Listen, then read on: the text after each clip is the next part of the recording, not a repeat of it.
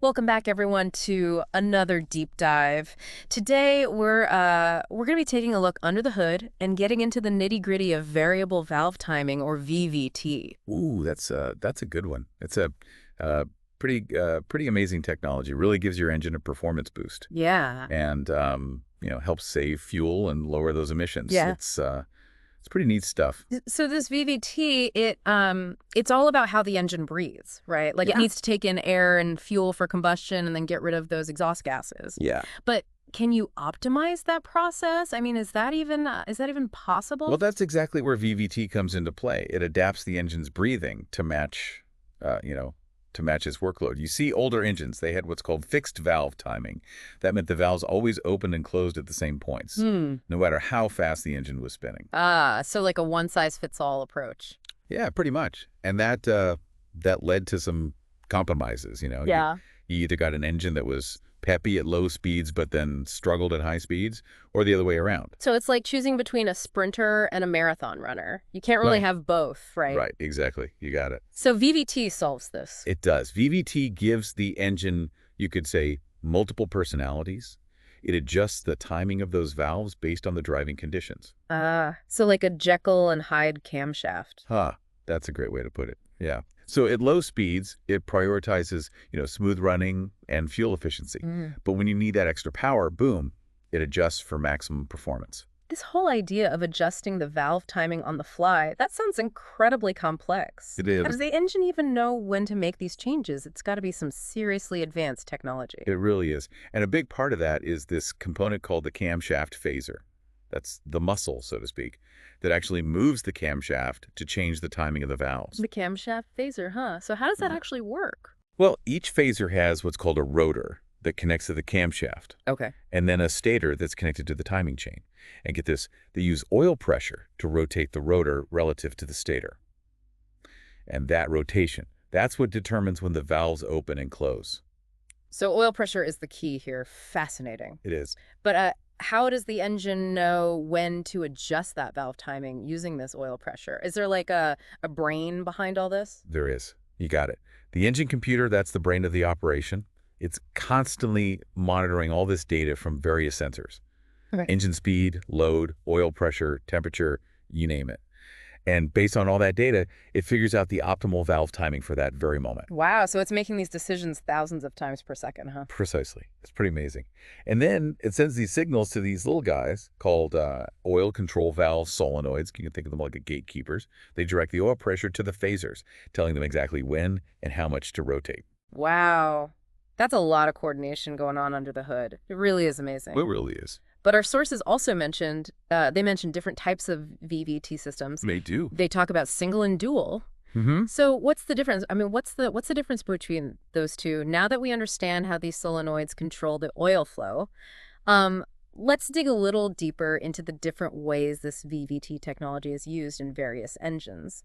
Our research mentioned single and dual VVT systems. What's the difference? Well, it basically boils down to which valves they control. Okay. Single VVT usually only handles the intake valves. Right, the air coming into the engine. Exactly. Hmm. But dual VVT, that controls both the intake and the exhaust valves. So it's got more control over that whole breathing cycle. You got it. Much finer control. So if single VVT is like having a personal trainer for your inhales, then dual VVT is like having one for both inhales and exhales, optimizing that whole process. That's a great way to think about it. A perfect analogy. Actually, both systems, they both use two different cam profiles for the intake valves. Interesting. Yeah, one profile is designed for better fuel efficiency at lower RPMs, usually below 6,000. And then the other kicks in for peak performance above that threshold. So when the engine hits those higher RPMs, oil pressure is used to shift the camshaft and engage that performance profile. That's exactly right. This cam profile switching, what actually makes these profiles different? Is it just the timing, or are there other factors at play? Well, the primary difference is in the timing. How long the valves are open, when they open and close, in relation to the piston's position. Right. But the actual shape of the cam lobes can also differ, which affects how quickly those valves open and close. Ah, so it's all about fine-tuning those tiny movements. Yeah, precisely. And this precise shaping, this is what allows engineers to really fine-tune the engine's performance across all those different RPM ranges. Amazing. Our sources also mentioned that dual VVT can actually get rid of the need for an EGR valve.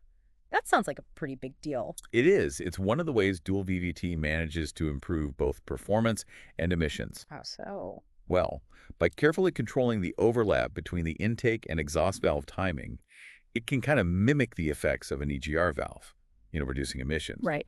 but without needing that extra component and all the potential issues that come with it. So streamlining the system and making it more efficient. Exactly. You got it. Clever. So you mentioned that dual VVT gives more precise control over the engine's breathing.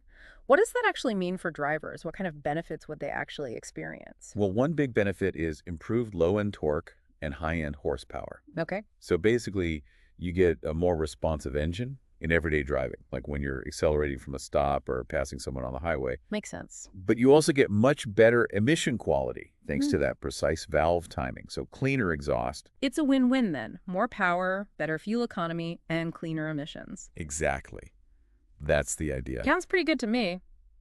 But I imagine all this complexity must make these dual VVT systems more expensive to produce. Well, yeah, that's true. Dual VVT systems do need more components and more complex control systems. Right. But the benefits, in terms of performance, efficiency, and lower emissions, they often outweigh the extra cost, especially for bigger engines or high-performance cars where those benefits are really noticeable. I can see why VVT is so popular in modern cars. It's not just some fancy marketing term. It's a core technology that makes engines better in almost every way. That's right. It really is. But it doesn't stop there. Our sources hinted at even more advanced systems, ones that go beyond single and dual VVT. They even control how much the valves open, not just the timing. Oh, yeah. This is where things get really interesting. They do. So we're talking about controlling how much those valves open, now the lift. Yeah. It's like adding this whole other level of control over the engine's breathing, right? Yeah. Exactly. You go from adjusting the tempo of the breathing to controlling the depth of each breath. It lets you really fine-tune the engine's performance, getting even more power and efficiency out of it. In our research, it dug up a few really interesting systems, names like Valvetronic, VVL, and Valvomatic. Hmm.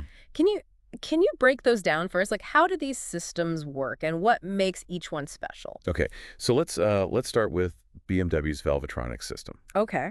What's so groundbreaking about this one is it ditches the traditional throttle plate. Whoa, hold on. The throttle plate, the butterfly valve that controls the air going into the engine? That's the one. Instead of using that, Valvetronic uses the lift of the intake valves to manage how much air gets into the cylinders. So it's like a direct line to the engine's lungs? Pretty much, yeah. Yeah. And what this does is it seriously cuts down on those pumping losses. Yeah?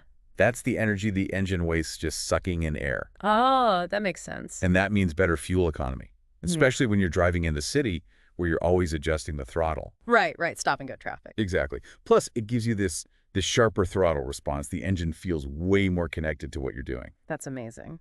So what about Nissan's VVEL system? VVL. Yeah. Oh, that stands for Variable Valve Event and Lift. Catchy. It also focuses on the intake valves, but it uses this really cool rocker arm mechanism. Okay. And this lets it change both the valve timing and the lift, giving the engine this crazy amount of flexibility. So like it's blending two cam profiles on the fly. Exactly. Smooth and fuel efficient at low RPMs, and then bam, it switches to high revving performance when you need it. That is cool. All right, last one, Toyota's Valvomatic. How is that one different? Well, Valvomatic is it's Toyota's version of variable valve lift and timing. It also provides continuous adjustment, but with a slightly different mechanism. It uses this intermediate rocker arm that's controlled by an electric motor. And that gives it super precise control over the valve lift. Yep. And one of the main benefits of that is improved low-end torque.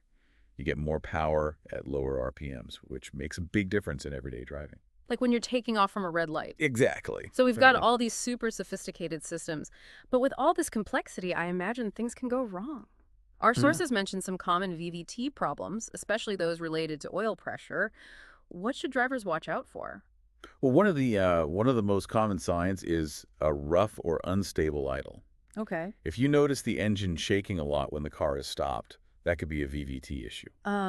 Got it. Another red flag is a sudden drop in fuel economy, or of course the dreaded check engine light, Mhm. especially if you see codes like P0001 or P0021. Those are the ones that point to problems with the camshaft position sensors or the VVT solenoids? Yep, that's right. And you should never ignore those codes because it could mean a serious problem that could lead to even bigger issues down the road. So, what can drivers do to avoid these VVT headaches? I'm guessing regular maintenance is key. Absolutely. Like we've been saying, regular oil changes with the right kind of oil are crucial.